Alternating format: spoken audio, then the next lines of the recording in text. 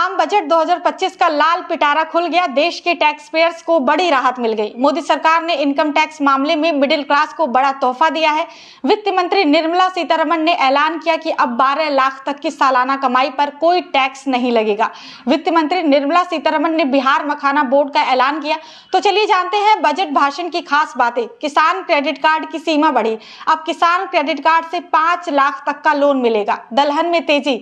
दलहन में आत्मनिर्भरता पर फोकस करना होगा। किसानों के पास और उपजाने का सामर्थ्य है। किसानों ने फसल उत्पादन बढ़ाया और सरकार ने खरीद में मदद की। हमारी सरकार अब तूर, उड़द आदि पर फोकस करेगी। बिहार मखाना बोर्ड। वहीं बिहार के लिए बड़ा ऐलान करते हुए निर्मला सीतारमण ने कहा कि बिहार मखाना बोर्ड की स्थापना होगी। ये बोर्ड मखाना किसानों को सहायता उपलब्ध कराएगा। मछली पकड़ने पर जोर। इतना ही नहीं, सतत मछली पकड़ने को बढ़ावा दिया जाएगा। मत्स्य उद्योग में भारत दूसरे नंबर पे है। समुद्री खाद का मूल्य 60,000 करोड़ है। अंडमान निकोबार पर विशेष ध्यान देते हुए सतत मछली पकड़ने को बढ़ावा देगी। भारत को टॉयज का ग्लोबल हब बनाएंगे। अपने बजट भाषण में निर्मला सीतारमण ने कहा कि हम भारत को टॉयज का ग्लोबल हब बनाएंगे। इसके लिए योजना शुरू की जाएगी। इकोसिस्टम के विकास पर जोर दिया जाएगा, जिससे हाई क्वालिटी पर्यावरण अनुकूल खिलौने बनाए जाएंगे। एमएसएमई के लिए वित्त मंत्री निर्मला सीतारमण का ऐलान। उद्यमिता को बढ़ावा देने के लिए कार्यक्रम शुरू किए जाएंगे। 5 लाख महिलाओं, अनुसूचित जाति की महिलाओं के लिए योजना शुरू की जाएगी। उद्यमिता को बढ़ावा देने के लिए कार्यक्रम शुरू किए जाएंगे। एमएसएमई सेक्टर को बढ़ावा देने के लिए लोन देने के लिए कार्ड जारी किए जाएंगे। एमएसएमई को अधिक व्यापक बनाने के लिए उनकी सहायता करने के लिए वर्गीकरण के साथ सीमा को दुगना तक बढ़ाया जाएगा। इससे रोजगार सृजन होगा। लोन 5 करोड़ से बढ़ाकर 10 करोड़। स्टार्टअप के लिए लोन 10 करोड़ से बढ़ाकर 20 करोड़ बढ़ेगा। लेदर उद्योग स्कीम में 22 लाख नौकरी पैदा करने का लक्ष्य। लेदर उद्योग स्कीम में 22 लाख नई नौकरी पैदा करने का लक्ष्य रखा गया है। इसके सरकार मदद मुहैया कराएगी। उन्होंने ये भी कहा कि भारतीय भाषा पुस्तक स्कीम शुरू की जाएगी।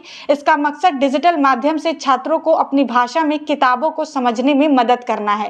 पटना आईआईटी को केंद्र की सौगात। पटना आईआईटी के लिए वित्त मंत्री निर्मला सीतारमण ने बड़ा ऐलान किया। उन्होंने कहा कि पटना आईआईटी में सीटों की संख्या बढ़ाई जाएगी, साथ ही हॉस्टल भी बढ़ेगा।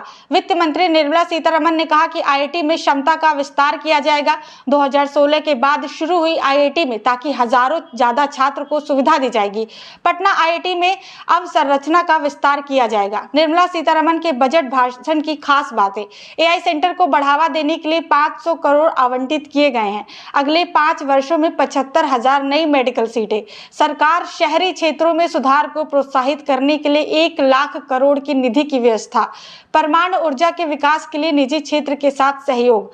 परमाणु ऊर्जा के विकास के लिए निजी क्षेत्र के साथ सहयोग भी किया जाएगा। परमाणु ऊर्जा मिशन की व्यवस्था की जाएगी। साथ ही सरकार स्वच्छ प्रौद्योगिकी विनिर्माण को समर्थन देने के लिए मिशन भी शुरू करेगी।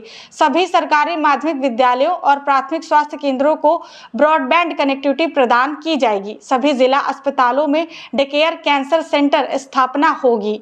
शहरी श्रमिकों के सामाजिक आर्थिक उत्थान के लिए योजना भी लागू की जाएगी। सरकार अगले 3 वर्षों में सभी जिला अस्पतालों में डेकेयर कैंसर सेंटर स्थापित करने की सुविधा प्रदान करेगी। कौशल के लिए 5 राष्ट्रीय केंद्र स्थापित करने की घोषणा। युवाओं के मन में वैज्ञानिक सोच विकसित करने के लिए अगले 5 वर्षों में 50,000 अटल टिंकरिंग लैब स्थापित किए जाएंगे। वित्त मंत्री सीतारमण ने वैश्विक विशेषज्ञता के साथ कौशल के लिए 5 राष्ट्रीय केंद्र स्थापित करने की घोषणा भी की। बिहार राज्य के भविष्य की जरूरतों को पूरा करने के लिए बिहार में ग्रीनफील्ड हवाई अड्डों की सुविधा प्रदान की जाएगी। ये पटना हवाई अड्डे की क्षमता के विस्तार के अतिरिक्त होंगे। मिथिलांचल में पश्चिमी लागत नहर परियोजना भी इसमें शामिल है।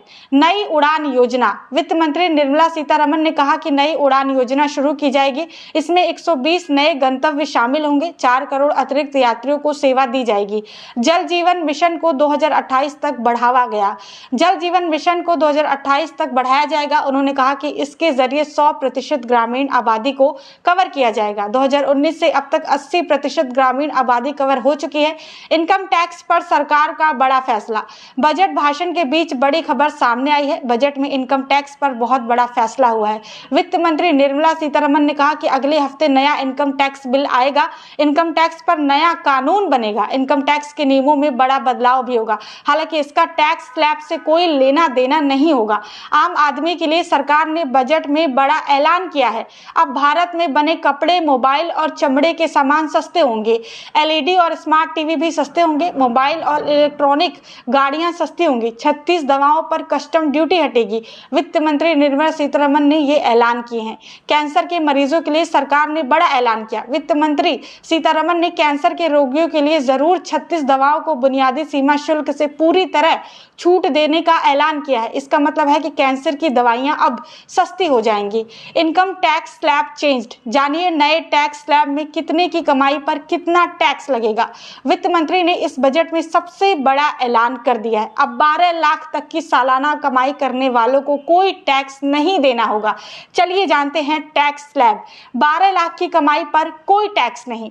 12 से 16 लाख की कमाई पर 15% इनकम टैक्स। 16 से 20 लाख की कमाई पर 20% टैक्स।